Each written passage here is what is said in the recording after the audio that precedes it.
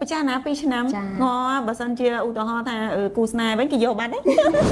បាត់មុខអូនរយៈពេលប្រហែលជា2-3ខែណាអូនសុជាតាណោះអ្នកគ្រូចាំមិនខុសទេចាពីព្រោះថាអតិថិជននេះចិត្តល្អជួយឲ្យរូបភាពអនុស្សាវរីយ៍មកដល់គ្រូប៉ែទៀតដើម្បីបង្ហាញជូនដល់អតិថិជនដែលគាត់ចង់មានបំណងលុបស្នាមដៅណាអូនហើយឥឡូវនេះអូនមានអារម្មណ៍ថាស្នាមដៅអូនបាត់ប្រហែលប៉ុន្មាន%ហើយបានសឹង80%អ្នក80-90%មែនទេសឹងថាយើងអត់ make up ថ្ងៃខ្លះក៏អូខេមើលមិនសូវដឹងច្បាស់ណោះ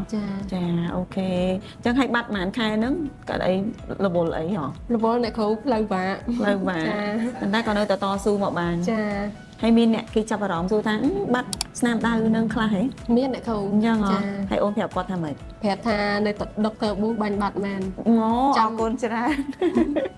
នៅដុកទ័រប៊ូបាញ់បាត់មែនចាអូខេ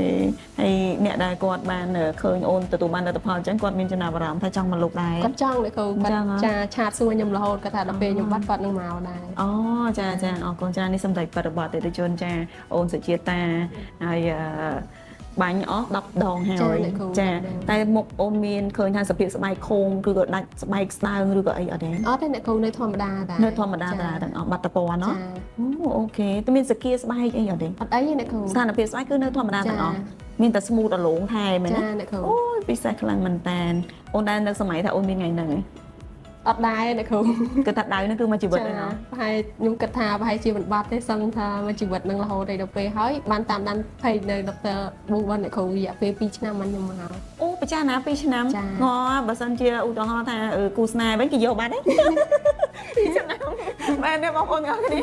ចាប៉ុន្តែឥឡូវហ្នឹងគឺបាញ់10ដងហើយយើងបានទទួលជោគជ័យអញ្ចឹងយ៉ាងណាការតស៊ូរបស់យើងការសង្កេត2ឆ្នាំហើយតស៊ូបាញ់10ខែទៀតអញ្ចឹងយើងបានប្រសិទ្ធភាព80%ដល់90%ចាអញ្